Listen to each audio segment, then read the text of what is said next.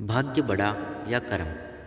एक जंगल के दोनों ओर अलग अलग राजाओं का राज्य था और उसी जंगल में एक महात्मा रहते थे जिन्हें दोनों राजा अपना गुरु मानते थे।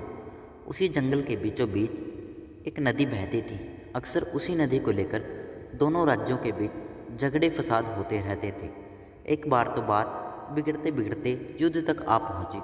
कोई भी राजा सुलह को तैयार न था, सो युद्ध तो निश्चय ही था। दोनों राजाओं ने युद्ध से पहले महात्मा का आशीर्वाद लेने की सोची और पहुंच गए जंगल की उस कुटिया में जहां महात्मा रहते थे। पहले एक राजा आया और उसने महात्मा से युद्ध में विजय का आशीर्वाद मांगा। महात्मा ने कुछ देर उस राजा को निहारा और कहा कि राजन, तुम्हारे भाग्य में जीत नहीं दिखती, आगे ईश्वर की मर्जी। यह सुनकर पहला राजा थोड़ा विचलित तो हुआ, फिर उसने सोचा कि यदि हारना ही है तो पूरी ताकत से लड़ेंगे, परंतु यूं ही हार नहीं मानेंगे, और अगर हार भी गए तो हार को भी औरों के लिए उदाहरण बना देंगे, परंतु आसानी से हार नहीं मानेंगे। यह निश्चय कर वह वहाँ से चला गया। दूसरा राजा भी जीत का आशीर्वाद लेने महात्मा के पास आया, उनके पैर छुए और विजय श्री का आशीर्वाद मांगा। महात्मा ने उसे भी कुछ देर निहारा और कहा कि बेटा, भाग्य तो तुम्हारे साथ ही है। यह सुनकर राजा तो खुशी से भर गया और वापस जाकर निश्चिंत हो गया, जैसे कि उसने तो युद्ध जीत ही लिया हो। अंततः युद्ध का दिन आया। दोनों सेना एक दूसरे के आमने सामने थे और युद्ध का बिगुल बज गया। युद्ध प्रारंभ हो चुका था।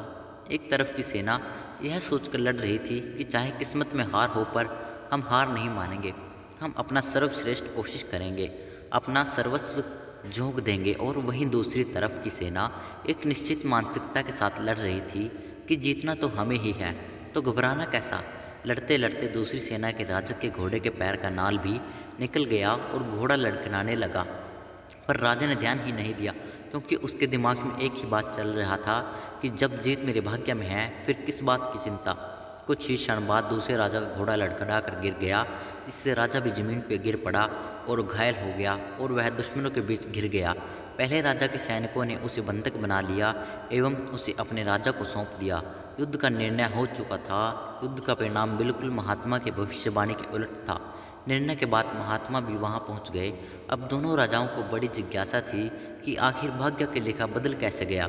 दोनों ने महात्मा से प्रश्न किया कि गुरुवर, आखिर ये कैसे संभव हुआ। महात्मा ने मुस्कुराते हुए उत्तर दिया, राजन, भाग्य नहीं बदला, वो बिल्कुल अपने जगह सही है, पर तुम लोग बदल गए हो। उन्होंने विजेता राजा की ओर इशारा करते हुए कहा कि अब आपको ही देखो राजन, आपने संभावित हार के बारे में सुनकर दिन रात एक कर दिया। सब कुछ भूलकर आप जबरदस्त तैयारी में जुट गए, यह सोचकर कि परिणाम चाहे जो भी हो, पर हार नहीं मानूंगा। खुद हर बात का ख्याल रखा, खुद की हर रणनीति बनाई, जबकि पहले आपकी योजना सेनापति के भरोसे युद्ध लड़ने की थी। अब महात्मा ने पराजित राजा की ओर इशारा करते हुए कहा कि राजन, आपने तो युद्ध से पहले ही जीत का जश्न मनाना शुरू कर दिया था। आपने तो अपने घोड़े की नाल तक का ख्याल नहीं रखा। फिर आप इतनी बड़ी सेना को कैसे संभालते और कैसे उनको कुशल नेतृत्व देते। और हुआ वही जो होना लिखा था। भाग्य नहीं बदला, पर जिनके भाग्य में जो लिखा था उन्होंने ही अपना व्यक्तित्व बदल लिया। फिर बेचारा भाग्य क्या करता। दोस्तों, हमें इस कहानी से यह सीख मिलती है कि भाग्य उस लोहे की तरह वहीं खींचा चला जाता है जहाँ कर्म का चुंबक हो। हम भाग्य के अधीन नहीं हैं, हम तो स्वयं भाग्य के निर्माता हैं।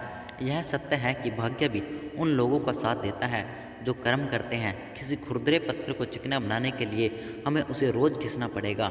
ऐसा ही ज़िंदगी में समझे, हम जिस भी क्षेत्र में हों, स्तर पर हों, हम अपना कर्म करते रहें बिना किसी चिंता के। अगर आपको यह वीडियो अच्छी लगी हो तो कृपया हमारे चैनल को लाइक, शेयर और सब्सक्राइब जरूर करें और कमेंट करके बताएं कि कहानी कैसी लगी। धन्यवाद।